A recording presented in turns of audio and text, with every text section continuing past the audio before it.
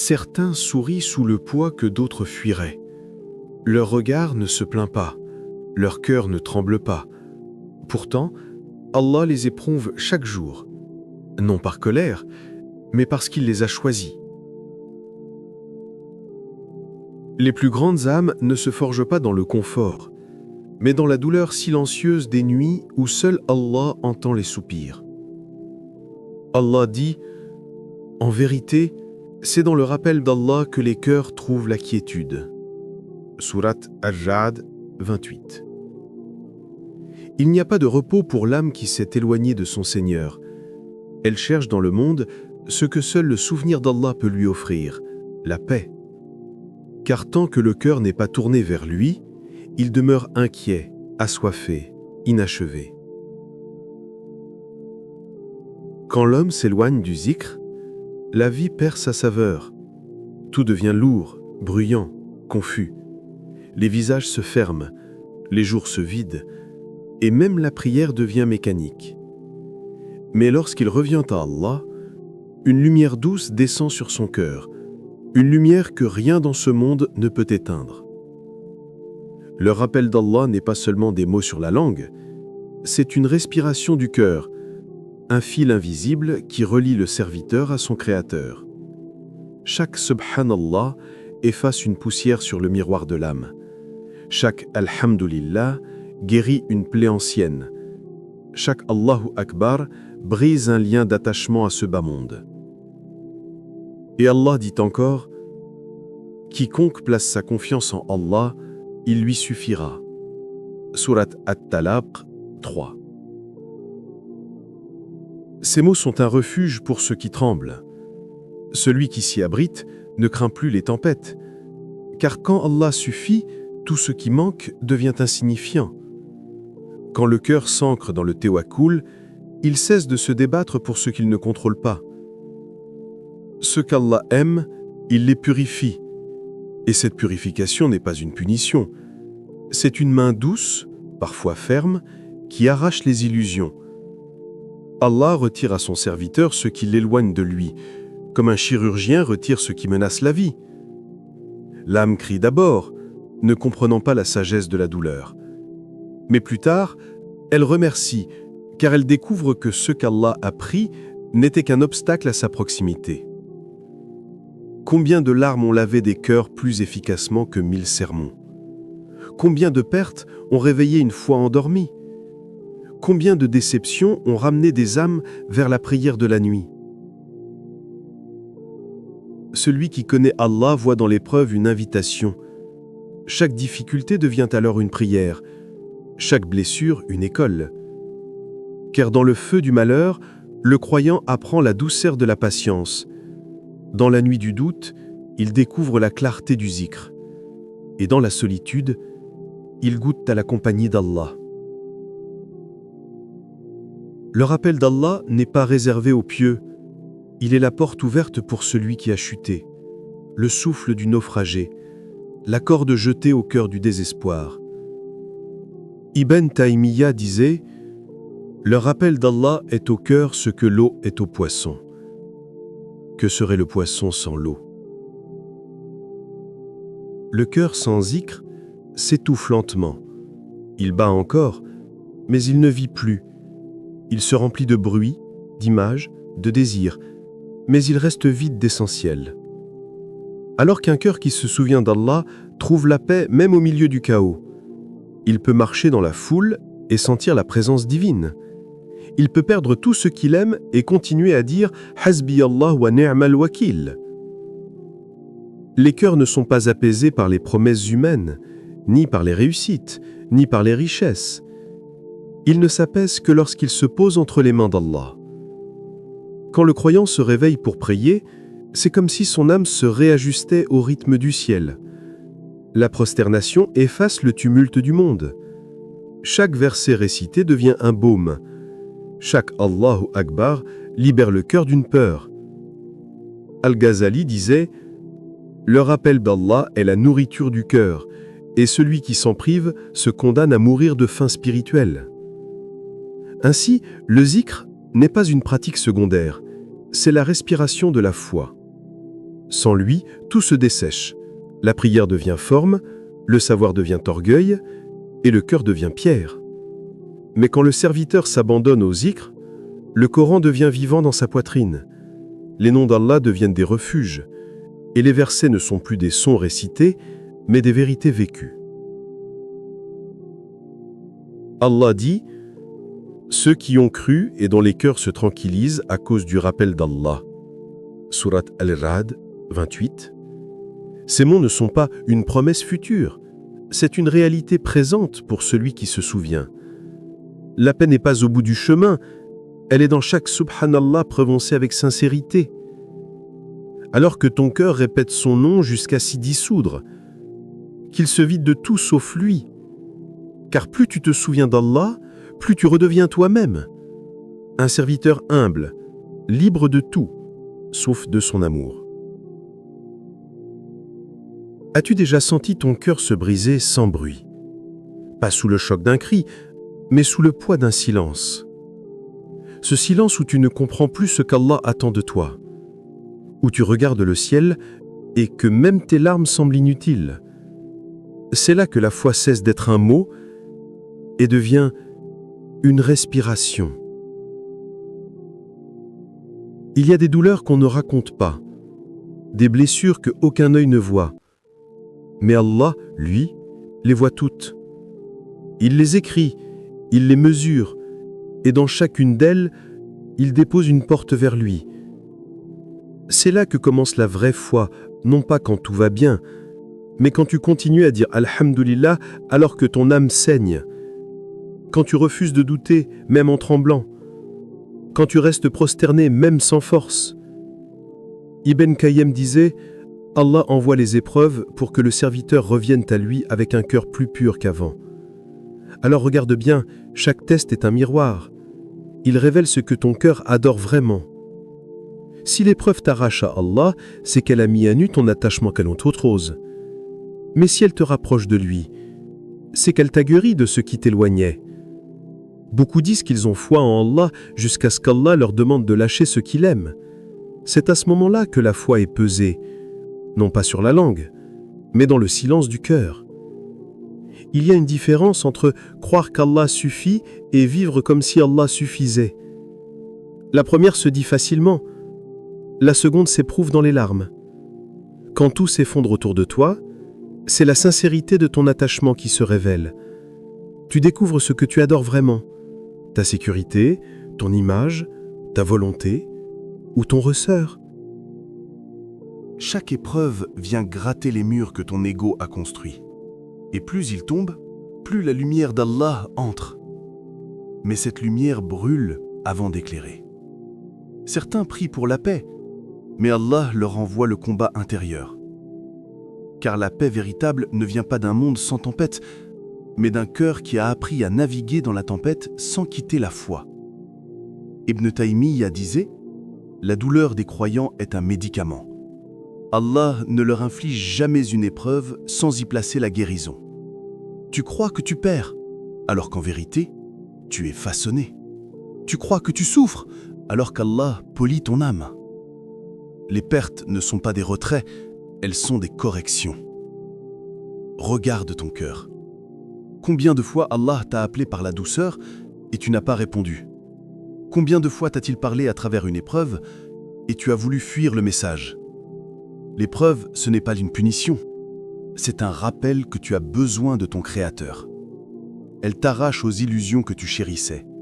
Elle t'oblige à voir ta petitesse et à redécouvrir sa grandeur. Parfois, Allah ferme toutes les portes autour de toi, non pour te piéger, mais pour t'obliger à lever les yeux vers celle que tu avais oubliée, celle. Le croyant sincère ne demande pas « Pourquoi moi ?» Il demande « Que veux-tu m'apprendre à travers cela ?» Le cœur qui comprend cela ne se rebelle plus. Il ne cherche pas à contrôler, il cherche à se purifier. Et chaque larme devient un dhikr. Il n'y a pas de hasard dans la douleur. Tout ce qui t'arrive a été pesé, mesuré, voulu, pour un bien que ton regard ne perçoit encore. Regarde comment l'or devient pur. On le plonge dans le feu, on le frappe, on le fait fondre, jusqu'à ce que toute impureté disparaisse. Ton cœur, c'est le même processus, et Allah est l'orfèvre. Ibn al-Jawzi disait « Quand Allah veut du bien pour son serviteur, il le noie dans la détresse pour qu'il n'ait plus de refuge que lui. L'épreuve te vide pour que tu sois rempli de sincérité. Elle te casse pour que tu deviennes malléable entre ses mains. Elle t'humilie pour que tu redécouvres la dignité de la soumission. Alors quand ton cœur se brise, ne cours pas réparer les morceaux toi-même. Laisse Allah recoller ce qu'il veut garder et laisser tomber ce qu'il veut qu'effacer. La douleur devient alors un langage secret entre toi et ton Seigneur. Chaque battement de ton cœur blessé est une prière que les mots ne peuvent traduire. Tu parles à Allah sans parole, et lui te répond sans son. C'est là que se cache la foi véritable, dans ce lien invisible entre ton silence et sa miséricorde. Ne cherche pas à comprendre tout de suite, laisse le temps révéler la sagesse de ce qu'il t'a imposé. Parce qu'un jour, tu regarderas en arrière et tu diras « Si Allah ne m'avait pas brisé à ce moment-là, je ne l'aurais jamais connu ainsi. » Et ce jour-là, tu comprendras que l'épreuve n'était pas une coupure, mais un pont. Un pont entre ton ancienne vie et ton retour vers lui. L'or ne devient pur qu'après le feu. Et l'âme aussi doit brûler pour devenir lumière. Le feu ne détruit pas ce que Allah veut sauver, il ne fait que consumer ce qui empêche de briller. Il y a en chaque cœur un métal caché, une matière brute, que Allah façonne par la chaleur des épreuves. Et c'est dans le four de la douleur que naissent les plus belles âmes. Les élus d'Allah ne se distinguent pas par leur visage, ni par leurs vêtements, ni par leurs titres. Ils se reconnaissent à leur silence. Un silence qui n'est pas vide, mais habité. Ils marchent dans la patience. Ils parlent peu, mais leurs larmes parlent à leur place. Ce que leurs lèvres taisent, leur prosternation le raconte à Allah. Ce sont des âmes que les gens oublient, mais que les anges entourent. Des cœurs qui ne cherchent pas la lumière des projecteurs, car ils ont goûté à la lumière du secret. Le prophète sallallahu alayhi wa sallam a dit « Le fort n'est pas celui qui terrasse les gens, mais celui qui se maîtrise lorsqu'il est en colère. » Sahih Bukhari, Muslim. La vraie force n'est pas dans les poings, ni dans les cris, ni dans les conquêtes. Elle réside dans le cœur capable de se retenir au moment où le feu intérieur réclame vengeance. Maîtriser sa colère, c'est éteindre un incendie avec l'eau du dhikr. C'est offrir la paix à ceux qui n'en méritent pas. Non pas parce qu'ils ont raison, mais parce que toi, tu refuses d'être prisonnier de ton nafs. Chaque fois que tu retiens une parole qui aurait blessé, Allah t'élève d'un degré. Chaque fois que tu réponds par le calme, alors que ton ego hurle, une porte de lumière s'ouvre dans ton cœur. Le prophète sallallahu alayhi wa sallam était l'homme le plus doux, alors même qu'il portait les fardeaux du monde. Son sourire effaçait la colère des autres. Ses silences étaient plus lourds que les mots des rois. L'âme qui apprend à se maîtriser devient une forteresse. Les tempêtes du monde la frappent, mais ne la renversent pas. Elle connaît le secret du feu de la colère, le feu du désir, le feu de l'ego, et elle a appris à le transformer en lumière. Quand tu choisis le calme là où les autres explosent, tu ne perds rien. Tu gagnes la compagnie des anges. Tu entres dans le cercle de ceux que Allah regarde avec satisfaction. Il y a des colères qui détruisent et d'autres qui enseignent. La première vient du nafs, la seconde naît du souci de la vérité. Mais même celle-là, le croyant la discipline. Il ne parle qu'avec justice. Il agit sans haine. El-Ghazali disait « L'homme n'est pas celui qui ressent la colère, mais celui qui la garde enchaînée sous la raison et la foi. L'âme du croyant n'est pas un champ de bataille, c'est un sanctuaire. Chaque émotion y a sa place, mais aucune ne commande. C'est Allah qui gouverne de l'intérieur. Il y a une beauté dans la retenue, une noblesse dans le calme, une lumière dans le silence. Celui qui apprend à se taire quand le feu monte goûte à une victoire que les guerriers du monde ne connaîtront jamais. Le cœur discipliné devient une lampe. Sa flamme ne brûle plus, elle éclaire. Ce n'est plus un feu destructeur, mais une lumière guidante. Et plus cette lumière grandit, plus le croyant devient transparent. Transparent devant Allah, transparent devant les hommes. il ne cache plus rien parce que tout ce qu'il est devenu zikr. Ibn Qayyim disait « Celui qui éteint la flamme de sa colère voit son cœur s'emplir d'une lumière que nul autre ne peut comprendre. Cette lumière ne se voit pas dans les yeux, elle se sent dans la paix qu'elle laisse derrière toi. Un mot doux, un silence juste peuvent changer le destin d'un cœur. Ceux qu'Allah aime n'ont pas besoin de parler fort. Leur simple présence apaise. Ils ne se vantent pas, ils rayonnent. Ils ne cherchent pas à convaincre, ils incarnent. Et cette lumière, née du feu maîtrisé, se propage sans bruit. Elle touche les cœurs fatigués, rallume la foi endormie et rappelle à chacun que la douceur est une arme divine. Les élus d'Allah ne portent pas d'auréole visible.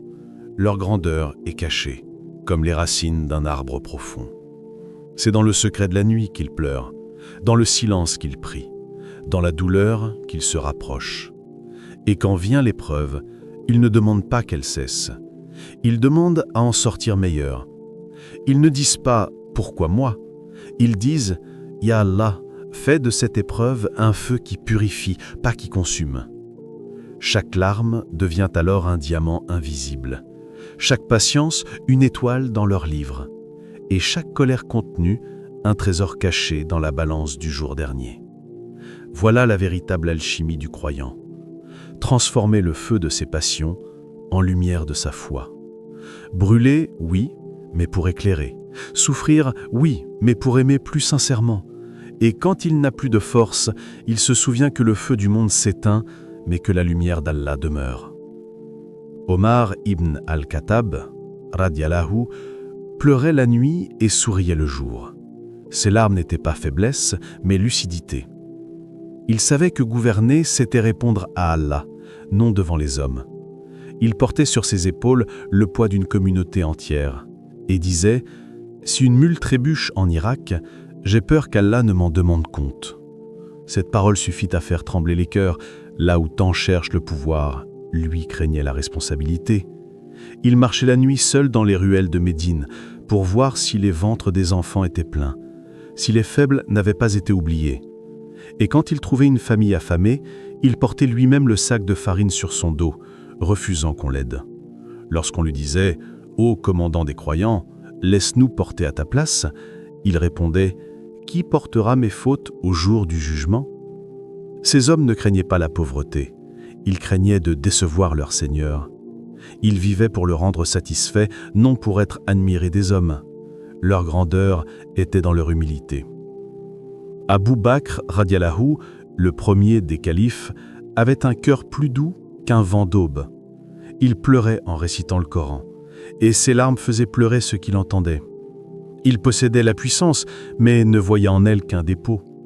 Chaque fois qu'il s'asseyait pour diriger, on disait qu'il tremblait de peur. Et il disait « Je souhaiterais que ma mère ne m'eût jamais enfanté plutôt que d'assumer une responsabilité dont je ne suis pas digne. » C'était cela leur trône. Des sièges de crainte, non de gloire. Des postes où le pouvoir se pesait avec les larmes, non avec la fierté. Ousmane ibn Affan, radiallahu, l'homme de la pudeur et de la générosité, avait acheté le puits de Ruma pour que les croyants boivent gratuitement. Et chaque nuit, il priait jusqu'à épuisement. Quand les gens dormaient, lui murmurait dans l'obscurité « Ya Rab, ne me prive pas de ton regard au paradis. » Quant à Ali, radiallahu, son courage n'avait d'égal que sa sagesse. Sur le champ de bataille, il combattait comme un lion. Mais dans le silence de la nuit, il pleurait comme un enfant. Ses mots étaient tranchants comme l'épée, mais son cœur était d'une douceur rare. Il disait « Le monde fuit celui qui le poursuit et vient à celui qui s'en détourne. » Et au milieu de ces géants, leurs héritiers, les savants, ont porté la même flamme. El-Ghazali disait « Les épreuves sont les lettres qu'Allah t'envoie pour te rappeler ton besoin de lui. » Chaque lettre, il la lisait avec les yeux du cœur. Pour lui, le monde n'était pas un lieu de repos, mais une école de purification. Il disait encore « Celui qui se connaît, connaît son Seigneur. » Et il savait que la connaissance n'a de valeur que si elle guérit l'âme avant d'enseigner la langue. Ibn Taymiyyah, emprisonné pour la vérité, trouvait la paix dans sa cellule. Lorsqu'on lui demanda comment il supportait les chaînes, il répondit Qu'est-ce qu'ils peuvent me faire? Ma prison est une retraite spirituelle, mon exil est un voyage vers Allah, et ma mort un martyr. Leur cœur était libre, même quand leur corps était enchaîné. Car la liberté ne se mesure pas à l'espace, mais à la proximité avec Allah. Ibn Qayyim, son élève, écrivit dans ses méditations « Plus Allah aime un serviteur, plus il lui donne des occasions de dépendre de lui. » Et cette dépendance, loin d'être une faiblesse, était leur fierté. Ils ne s'appuyaient ni sur l'or ni sur les hommes, mais sur la certitude que celui qui nourrit l'oiseau du matin ne laisserait pas leur cœur vide. Regarde comment ces hommes vivaient. Leurs vêtements étaient simples, leur demeure modeste, mais leur cœur portait des royaumes. Ils ne connaissaient pas le luxe, mais ils connaissaient la paix intérieure. Ils ne possédaient pas le monde, mais ils possédaient ce que le monde cherche, la sérénité du lien avec Allah. Quand on les insultait, ils priaient pour leurs ennemis. Quand on les blessait, ils demandaient pardon à Allah avant de demander justice. Ils savaient que la vraie victoire n'est pas celle du glaive, mais celle de la maîtrise de soi. Leurs pas ont gravé des traces que le temps ne peut effacer. Chaque larme d'eux valait 1000 mots, chaque prosternation ébranlait les cieux. Ils n'étaient pas des saints figés dans des récits anciens, mais des hommes de chair et de poussière transformés par la lumière du rappel. Et cette lumière, transmise de cœur en cœur, coule jusqu'à aujourd'hui. Elle habite encore ceux qui cherchent la sincérité, ceux qui se réveillent avant l'aube, ceux qui tremblent avant de répondre à une injustice, ceux qui pleurent quand personne ne les regarde. Leur héritage n'est pas dans les livres, il est dans l'attitude, dans la pudeur du regard, dans la patience de la réponse, dans le respect de la prière, dans la crainte d'Allah à chaque décision. Voilà les gardiens de la lumière, des hommes ordinaires qui ont laissé la foi les rendre extraordinaires. Leur secret, ils vivaient chaque instant, comme s'il devait être leur dernier témoignage devant Allah. Alors toi qui écoutes, arrête-toi un instant. Respire. Ne regarde pas ton écran comme on regarde un simple message. Regarde-le comme un miroir. Car ce que tu entends maintenant, c'est ton âme qui te parle à travers les mots. Dis-moi, que restera-t-il de toi quand tes mots se tairont et que tes gestes seront scellés? Quand ta langue ne pourra plus justifier et que seul ton cœur et tes intentions parleront? As-tu dompté ton ego ou est-ce lui qui tient les rênes? As-tu appris à dire « je ne suis rien sans toi » ou ton cœur murmure encore « je peux me suffire ». Le jour où les visages seront éclairés par la foi et d'autres noircis par la négligence, de quel côté seras-tu? Celui qui disait « demain j'y penserai » ou celui qui disait « aujourd'hui je me relève ». Allah ne demande pas la perfection, il demande la sincérité. Il demande que tu reviennes encore et encore, même si tu es tombé 1000 fois. Le shaitan rit de tes rechutes, mais les anges s'émerveillent chaque fois que tu te relèves. Ne maudis plus l'épreuve, elle t'élève. Ne fuis plus la douleur, elle t'épure. Ne cherche plus la facilité, elle t'endort. Cherche la vérité, même si elle blesse. Cherche la constance, même si elle fatigue. Cherche Allah, et il te suffira. Regarde ta vie. Combien d'instants as-tu vendu pour des plaisirs qui t'ont laissé vide? Combien de sourires as-tu oublié? Combien de prières as-tu repoussé à plus tard? Mais plus tard ne t'appartient pas. Le souffle que tu respires en ce moment est peut-être le dernier que ton âme goûtera. Chaque battement de ton cœur est un rappel silencieux. Le temps s'épuise. Ce n'est pas le monde qui t'échappe, c'est toi qui passes à côté du monde.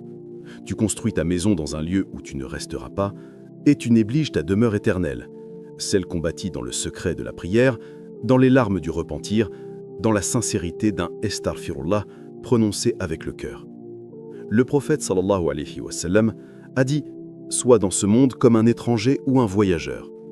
Et toi, tu t'es installé comme si tu allais y vivre pour toujours. Réveille-toi, frère. Réveille-toi, sœur. Le monde ne t'attendra pas. Chaque matin où tu te lèves, c'est une nouvelle chance que d'autres n'ont pas eue. Ne la gaspille pas dans la distraction. Tu veux changer? Commence par un pas. Même petit, mais sincère.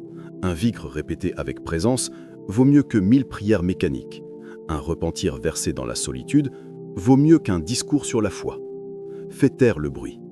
Coupe les chaînes invisibles qui t'éloignent d'Allah.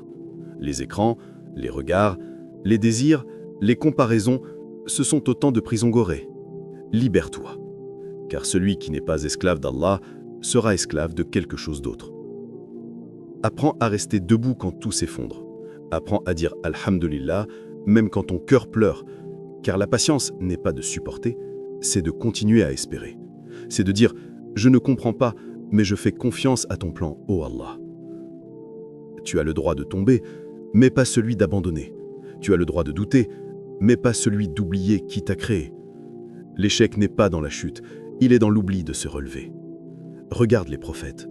Tous ont connu la douleur.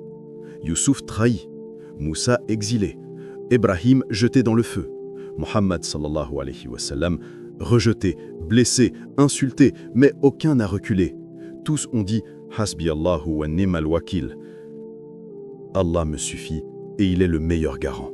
Et toi, quand la vie te presse, que dis-tu? Te plains-tu ou fais-tu de ton épreuve une prosternation? Ne te dis pas « je ne suis pas prêt ». La foi ne demande pas d'être prêt, elle demande d'être sincère. Car Allah aime les cœurs fatigués qui reviennent à lui, les cœurs brisés qui murmurent encore son nom, les âmes blessées qui refusent d'abandonner la prière. Alors, ne cherche plus les signes, tu es le signe. Si ces mots touchent ton cœur, c'est qu'Allah t'appelle encore. Ce n'est pas une coïncidence, c'est une invitation. Réponds-lui, lève-toi, fais une sajda, pleure si tu dois pleurer. Dis, Ya Rab, je reviens à toi, non pas avec des promesses parfaites, mais avec un cœur qui ne veut plus s'égarer. Et ce cœur-là, même imparfait, vaut mieux que tout l'or de ce monde. Quand le cœur plie mais ne rompt pas, quand la langue dit « Alhamdulillah » malgré tout, c'est là que naît la vraie grandeur.